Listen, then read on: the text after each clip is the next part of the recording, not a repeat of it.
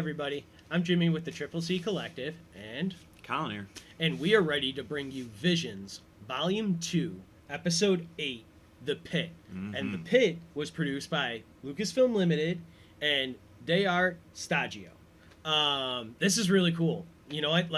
So the writer-director of it, Leandre Thomas, he worked at Lucasfilm Limited, so that's why they're credited as it. He worked there in their archives, in their film and audio archives. So he just kept all of that stuff available, and oh man. So but he one day had this idea for The Pit, and he pitched it to his boss, and his boss really liked it. So they then kept pitching it up the chain. You see in the filmmaker focus, you see even Dave Filoni. He's even thanked at the end of the episode in the credits. Dave, he gets to talk with Dave Filoni, and Dave Filoni was like, "Hey, I was always there for Leandre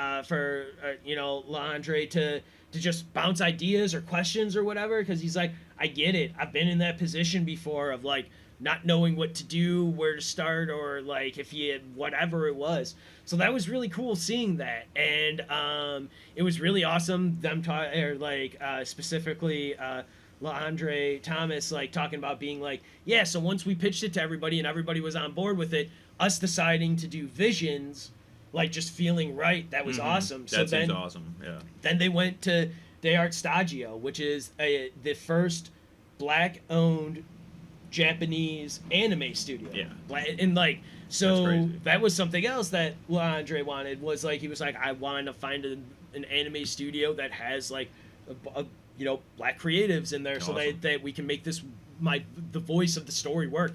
And so without further ado, let's jump into it, man. So they're on there's 2 episodes in a row here where we get on a desert planet. Yeah. And this one's a little more grueling though, because they're walking through this planet, and the troopers are just escorting some prisoners / slaves. They're nothing better to call them to this pit basically. Right. To this mine. They're mining. And the commander is voiced by Steve Bloom. Nice. And the different stormtroopers is Matthew Wood. He does a bunch of different.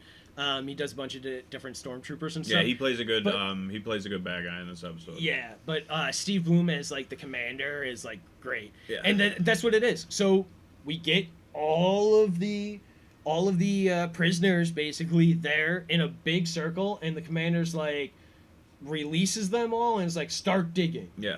And they slowly start digging, and they keep digging. And they keep... Yeah, they dig and dig and dig, and they find some kyber crystals, and that's okay, that's what they're mining for. Yeah. We didn't know, but it's no, keep digging. Keep digging. And they dig and dig, and until they get to the bottom. They fast forward through this a little bit, and it's really cool how they do that art style. Right. Is just basically showing you the days and nights and going through how many... weeks it takes. But one thing they're also showing you then is as this pit is... being dug, or bigger as it gets bigger, as it's going deeper and deeper, and they're mining more and more kyber crystals. We're also seeing it mined to a new city that's being built off of these kyber crystals and stuff, and that is also extremely crazy to see. And that's part of that time passage that you're talking about that makes it so crazy. Is you see those zip lines of what you would assume be cars or trucks or whatever. Yeah. Going back and forth like that, but then you start seeing the skylines and stuff slowly build up against that against the different setting suns and all of that. Yeah, so it's really cool. And but once they hit the bottom, and quickly the Empire leaves. They're like, all right, we're good, bye. Yeah. But before they leave, they actually do unlock the prisoners, and the prisoners are really excited for 12 seconds before they realize, oh, we're actually stuck down here now, because the Empire leaves without giving them any equipment to get up or whatever.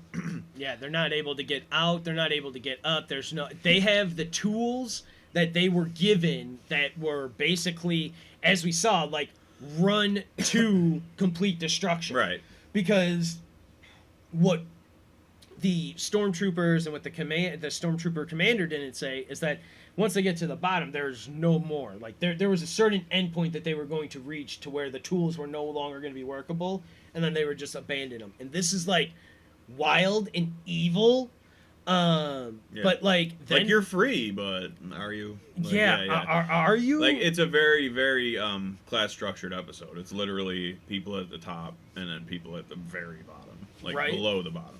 And so And, like now the people And the only of the reason that the city exists is because of these people's help, and the people in the city don't even know No. about these people, and there's no communication. But anyway, so there's this character Crux down there, Yeah. that we find out his name is, and he becomes a bit of a rabble rouser, and he basically starts saying like, we need to get up there. I'm gonna get up there, because after seeing somebody try once and just fall, basically, Yeah. like immediately, like it seemed almost impossible. But he wants to climb up, get out, and reach the city that he remembers Right. seeing. And he's like, I heard a city, and he believes that if they get to the city and he just tells them the story, that the people will use like. Will come and help them, and will then, come like, and help them because of the light. Yeah, Yeah. he basically says, follow the light. right. And so before he leaves and goes on his climb, he gives Livy, the little girl, you assume maybe his sister. Yeah, I assume. Livy a little shard of kyber Yeah, crystal it was that cool. he had, and he's like, remember to use your voice in the light, to follow the light. And like it'll guide you. And so like what we get is like Crux understands, and he's talking about the Force and stuff like that it'll guide you, follow the light, and all of that stuff. Like, but he doesn't. Nobody knows what the Force is in the pit and stuff here. So Well, he's like, just. I think he's more. It's more simple than the Force. Yeah. Even. I think it's just good versus evil. I think he's just saying, Sure. once people are in need, they will come and help. That's just seems human. right. Anyway, he finally decides to climb up, and he's climbing up, and he gets got to a a point he path can't, set, yeah. and this little like little animal Yeah. starts popping out holes for him and helps him up all the way. This poor kid, gets to the city, and everyone's just like apathetic towards him. Nobody cares. Yeah. He's just like begging on the streets, basically. And Stormtroopers shoot him and like stun him. well, before that, he does give a speech. Yeah. Before that, he does get to the start, because he notices nobody's listening to him, and He sees goes the light. Up, so he uses he uses this chance to basically rile the crowd up, and so Yeah. he tells them what's going on. He says, "There's a bunch of people down there. We built this city. It's because of us you were able to build the city, and the Empire didn't do anything. Literally, like Yeah. we had more to do with it, They- and we and- need help now. So can you guys please help us?" And it seems like people start like being like, "What? Wait, what?" And Yeah. like there is a little more murmurs in the crowd. Absolutely. And then this is when the stormtroopers roll up and just basically knock him out, shoot him, and Yeah. grab him. And what they do is take him back to the pit and throw him back down home. Yeah. They throw him back down there, and like it is it's awful. Yeah. Because he just falls into the blackness, into the emptiness, and then you hear like basically a hit, an impact, and then it shows everybody kind of crowding around.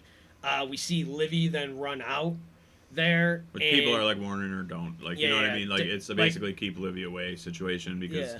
their brother's there, and then someone's putting a sheet over her brother because it's probably a horrible scene.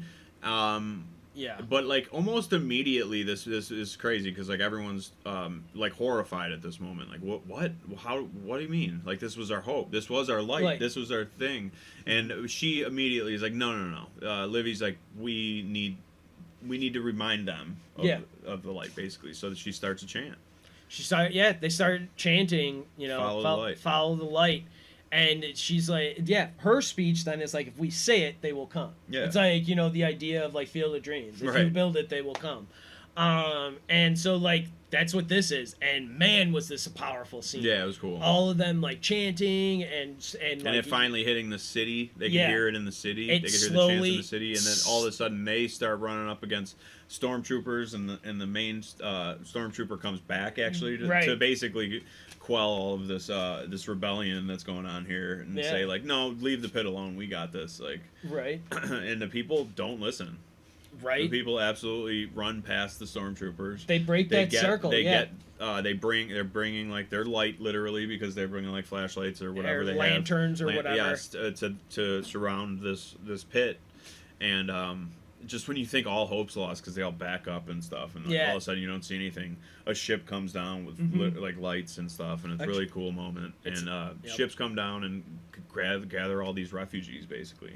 Yeah, it's awesome. So then, like, you know, they're all basically saved. The people of the pit are saved, and it's beautiful, man. Like, it's so good. And in the end, Livy is on one of those ships on the she's transport looking ship. off in the sunset, like so many metaphors going on, you know what I mean?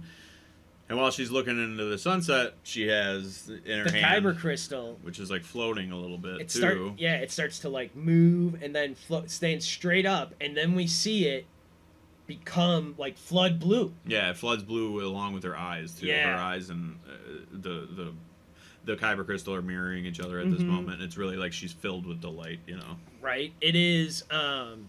It's so good. Yeah. I loved it. It was emotional. It was a political episode. It was really good. Right? This whole episode was great. The voice cast was even awesome. Like, one of the old prisoners was Cedric Yarbrough. We already talked about Steve Blum and Matthew Wood. Livy was the young Jordan Crute, who was great. Crux was David I knew Diggs. And then we've got Eureka / the mother character was Anika Nano Rose. Oh, okay. Nani Rose. Noni, yeah. Noni Rose. And the voice cast just killed it. Like, everything about it was awesome. I loved the animation of it as well. Like, it looked really great and sharp. Yeah, for this one went back to the 2D. So this was a 2D episode, and it was really cool. I love that design. It looked more it was a little more anime, definitely, like style, but definitely had a specific tone to it that was I absolutely. Because of the artists who work behind the scenes, you know. Absolutely. All of this was awesome, and I just I loved it. Shtajio, that studio is awesome. Like, I love that work. It was so good. It looked so great. One of the things, one of the heads at Shtajio said, he was like, part of what they wanted to bring in as a studio kind of to this is their bridging of the Western and Eastern storytelling and stuff. That's cool. Yeah, and it really did a good job. And it worked. It totally worked with the animation of the You Eastern could have told style. me this was absolutely a Western produced episode, and I would have believed you. You know what I mean? It could have been, It was the great. same studio who did Boondocks or something, and I would have believed you. You know, Right. it very much seemed to definitely follow that path, but also give that had the anime style and stuff. Absolutely. So yeah, I love this episode. You love this episode, but we're gonna wrap it up here. I am Jimmy with the Triple C Collective. I'm Collin. And we want to thank you all for joining us. We hope you all stay safe. Please like and subscribe to our video and to our channel. And as always, may the Force be with you.